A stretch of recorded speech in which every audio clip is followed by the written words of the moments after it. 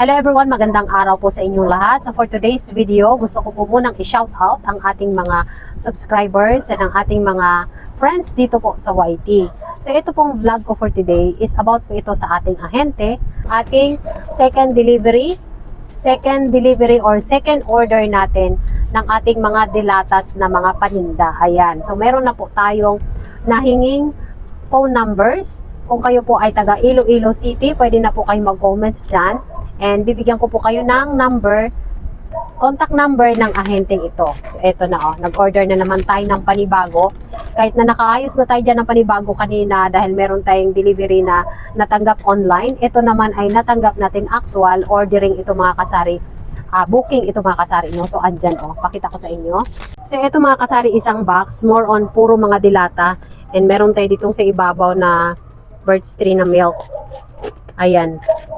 10 plus 2 ito na birds tree. And more on mga dilatas ito lahat. Ayan, ito lahat. Ito lahat ay galing sa ating ahente.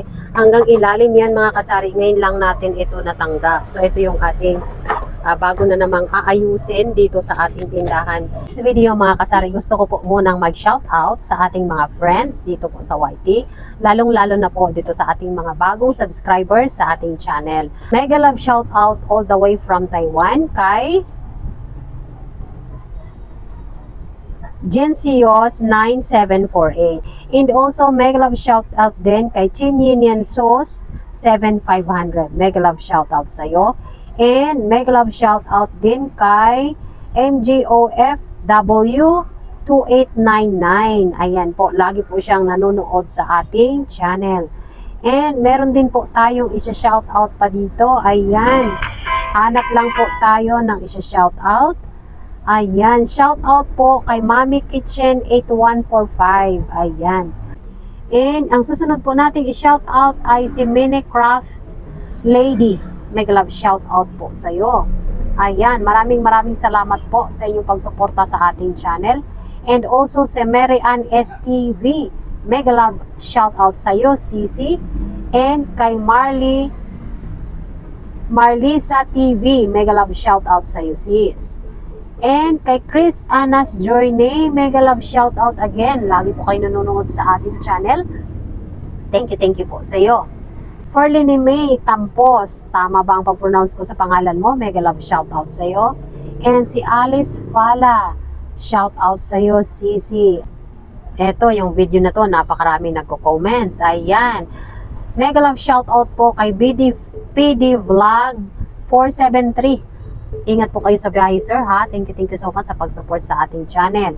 And also kay Joven Agreho, mega love shout out sa iyo, sir.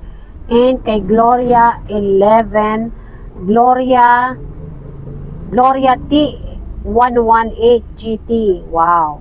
Mega love shout out sa iyo. And kay Nazi Camarines. Ito naman, sinong agent niyo, ma'am? Si Gemma Abilong. Ayan, comment down ulit, kasari, para maibigay ko sa iyo yung number ng ating ahenteng delata. Ayan. And also kay Rosalie de los Reyes. Pa-share naman, ma'am, sa ahente mo from Balasan, Iloilo po. Ayan, okay. Comment down again mga kasari sa video ito para maibigay ko ang number na hinihingi mo. Ang una po pong number na maibigay ko ngayon ay number ng ating delata na ahente, kasi siya pa lang po ang nakausap ko at nahingian natin ng number. Talaga, ano po name ahente, meron kaya dito sa Pampanga, Candaba? Kung kami, sana malapit sa store namin. Mega love shout out kay Juanito San Mateo. Juanito San Mateo 5574. Ayan. Hindi ko po alam yung part ng Pampanga, kasari, pero itry ko yung itanong yung aking ahente kung may alam dyan sa part ng Pampanga. And ito naman from Cebu City. Baka may alam ka rin, ma'am, na ahente from Cebu City. Well, definitely wala po akong alam ng part na sa Cebu City mga kasari. Dito lang po sa ating Iloilo City, pero no worries, try nating itanong yung about sa Pampanga and about sa Cebu City na ahente. Siguro magka-connect yan sila. Wait lang po. And ito naman si Bulacan. Kasari watching from Bulacan, baka merong alam. yung ahente nyo, parting Bulacan, Region 3 po kami. Okay, Region 3. Bulacan, Cebu, and Pampanga. Waiting lang po kayo, sir, ha? And also, sino pa ba? Okay, okay na. So, ayan, sa nag-comment naman doon, kung hindi pa kasali ang, ang tax, kasali na po, ma'am. Kasali na po yung tax doon sa nabayaran natin na amount nila, and talaga pong mababa talaga ang kanilang presyuhan. Kasi eto na naman po, i-share ko sa inyo to. Ito yung kanilang bagong deliver. Hello mga kasari, kamusta po ang inyong linggo dyan? Today po is Sunday, and ang yung tindera ay dito lang po sa ating tindahan. Hindi po tayo umalis today, ayan, kasi pag umalis tayo, pag every week kasi tayo umaalis, parang ang buong linggo nating kita ay mai-spend lang natin sa labas. Kasi kapag lumabas talaga tayo mga kasari, hindi talaga natin maiiwasang gumastos. Ayan. Pag lumabas tayo, gagastos ka, kakain ka sa labas. Ayan. Nung nakaraang linggo ay lumabas tayo. So ngayong linggo na to, stay put muna tayo dito sa ating tindahan. Kaya for today's video muna tayo mga kasari. Continuation itong aking share kahapon. Kasi may ginawa na akong video pero hindi ko natapos. Kaya ngayon ko po tatapusin para sa inyo mga kasari. Ayan. Kaya keep on watching mga guys. Ito pong i-share ko sa inyo ay tungkol ito sa ating ahente. And na-shoutout ko na po lahat ng aking mga kaibigan dito sa YT and aking mga bagong subscribers. Mega love shoutout ulit sa inyo.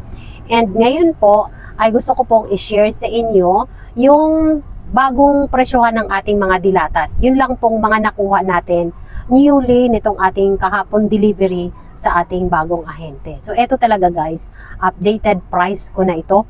Kasi itong mga na-order ko ay naubos na talaga sa ating estante. Kaya ito na mga kasari. Umpisaan muna natin mga kasari yung aking malalaking sardinas. Kasi diba, dito sa aking tindahan, nag-pricing tayo, wala kayong napansin na malaking sardinas. Ligo and 5.5 na malaki, wala ako nun. Kaya tayo ay kumuha sa ating umorder, bumili sa ating suki na ahente. So, eto na mga kasari. Ang kanilang ligo na ganito, which is ito ay spicy. Ayan, si ligo na malaki. Malaki ito mga kasari, yung pinakamalaking sardinas. Ay, ang puhunan po nito ay 62 pesos. Ayan. At ang bentahan ko sa kanya mga kasari, patong lang po tayo ng 5 pesos. 67 pesos. O diba, sobrang mura. Kasi nung bumili ako nito sa may pamilihan dito, ang naging presyo ko nito ay 75 pesos. Sabi na ang customer ko, ala ka ate, sobrang taas. Sabi ko, wala na tayong magagawa dyan kasi talagang mahal na yan. Pero nitong ating bagong ahente, congratulations to me, pwede ko na lang pong ibenta ng 67 pesos. Patong lang po tayo ng 5 pesos. Depende po sa inyo mga kasari kung magkano po ipapatong nyo sa puhunang 62 pesos. Pero dito sa akin, pwede na pong 5 piso kasi tayo po ay nasa, alam nyo na, napakaraming competitors ito na malakihang mga grocery like mga convenience store. Kaya hindi po ako pwedeng masyadong magtaas. Pero pwede po talaga ang patungan yan mga kasari ng 8 pesos para ang 62 nyo ay magiging 70 or patungan nyo ng 7 magiging 69. So depende po yan sa inyo mga kasari. So eto, moving on, ang kanilang ligo naman na green, eto actually mga kasari, ilagyan ko na ng price. Kita ho ba dyan? Ang kanilang ligo na green ay 60 pesos, a matter of 1 peso po ang difference sa red and green. So dito ang presyo ko ay 66, ayan. 66 kasi yung isa is 68 ang benta ko sa isa, ito ay 66. Ayan, 2 piso ang difference ng green and red na ligong malaki. So dito naman tayo sa 555 naman na malaki din mga kasari. Pero nailagay ko na doon. So hindi ko na lang bibitbitin. Basta ang 555 na green, ang sa kanila ay 59 pesos ang puhunan and pwede mong dagdagan ng 5, so magiging 64 pesos. Ayan. And yung red naman nila ay 60 pesos, pwede mong dagdagan ng 5, magiging 65 pesos. So yun ang 55 na malaki. Dito naman tayo mga kasari sa Century Tuna. Ito may kinuha akong sample. Ayan. Yung ating Century Tuna, Ayan. Century tuna na maanghang. Ang presyo nila mga kasari ay 35.20. Ayan. And pwede mong ibenta ito ng 39 pesos. Patong ka lang ng 3.80. Depende po sa iyo mga kasari. And ito naman si Flex in Oil. Ayan. Flex in Oil, ang puhunan ni Flex in Oil ay 34.72. 34.72. And ito mga kasari sa online na pinagkukuhanan ko ay 36 pesos flat. Dito sa kanila ay 34.72. So meron silang difference ng almost 1 peso and 28. 1 peso and 28 cents. So, ang piso mga kasari ay mahalaga pagdating sa ating pagtitinda. Kasi, yung pagbebenta natin, ang piso na diferensya para sa mga customer ay napakalaking deal. Big deal na sa kanila mga kasari. Napakahalaga sa kanila ang piso. Kaya, ang mangyari, pupunta sa iba kapag sobrang mahal or mataas ka ng piso. Pag may na-find out sila na may mas murang piso sa tindahan mo. Kaya ito, ang benta ko ay ayan, 39 pesos. And dito naman tayo mga kasari, nahulog na. Dito naman tayo mga kasari sa Lucky 7. Ayan. Apatan to mga kasari, bumili ako nitong 3 set. Ayan. And ang kanilang puhunan dito ay nasa 19.20. So 19.20 lang mga kasari. So kayo, sa 19.20, magkano pwede nyo ibenta dyan? Sa yan. Ayan. Akin dito, pwede ko siyang ibinenta. Binibenta ko na siya ng 24 pesos. Ayan, 24 na po yung nilagay natin doon sa ating istante.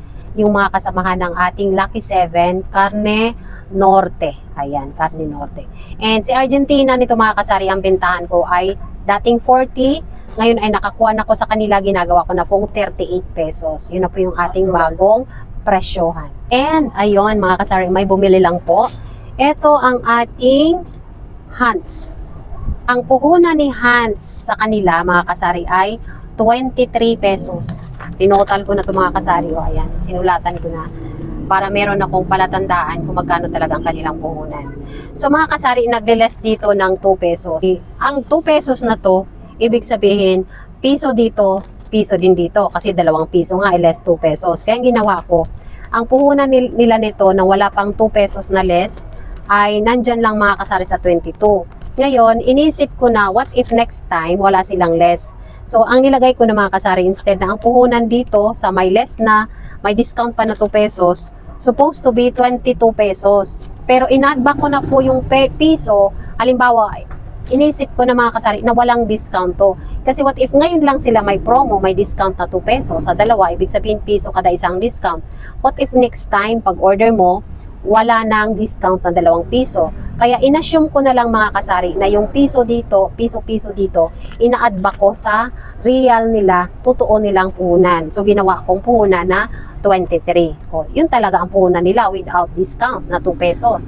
23 pesos talaga. Kaya doon ako nag-i-start sa 23. Ayan. So, ang bentahan ko nito mga kasari ngayon ay 27 pesos. Nag-add back ako ng 4 pesos. Kaya ayan, ang ating Hans ay 27 pesos na ngayon. Which is dati mga kasari, ang bentahan ko nito nung doon ako kumukuha sa ating pamilihan, dito lang po sa amin, hindi sa ahente. Ang kuha ko po nito, ang bentahan ko po ay 29. So, naipakita ko na po sa inyo. So, yung nasabi ko noon na 26, iniisip-isip ko, yung 26 na magiging puhunan ko doon, hindi pa yun siya as is. Hindi pa siya, ibig sabihin mga kasari, hindi pa siya as is kasi this time, meron silang 2 pesos na discount. What if next time nga, wala na silang discount? So, you should add back the 1 peso which is maguguluhan na si customer na ano ba yan, kahapon 26, ngayon 27 na. So, it's not good for us na mga tendera na laging pabago-bago ng presyohan. Ngayon mura, bukas mahal, 'di ba? So, ang ginawa ko is inas-is ko na lang na inagba ko na yung piso. Kunwari, walang discount ito. Kaya ang presyohan ko doon final na 27 pesos. Ayan, okay na tayo mga kasari. So far mga kasari, yun lang po ang in-order ko sa kanila na mga dilata. So sana po may natutunan kayo sa aking pag-share and pagpipresyo sa aking mga dilatas. Depende po talaga yan sa mga pinagkukuhanan natin na supplier ng ating mga panindang dito sa ating tindahan. 500. That's all for today's video. Sana po may natutunan po kayo kung paano po ako magpresyo sa aking mga dilata dito po sa aking tindahan. And hopefully po kayo po dyan, maka-find out po kayo ng murang supplier po ng inyong mga paninda. Kasi po, napakalaki pong advantage para sa ating mga tindera na meron tayong mapagkukunang murang ahente. And of course, syempre, matutuwa po ang ating mga customer kasi mura po nating maibigay sa kanila ang kanilang mga pinipiling pangangailangan dito sa ating tindahan. Okay guys, that's all for today's video. Thank you so much for again watching and God bless po sa ating lahat. Happy weekend! Bye-bye!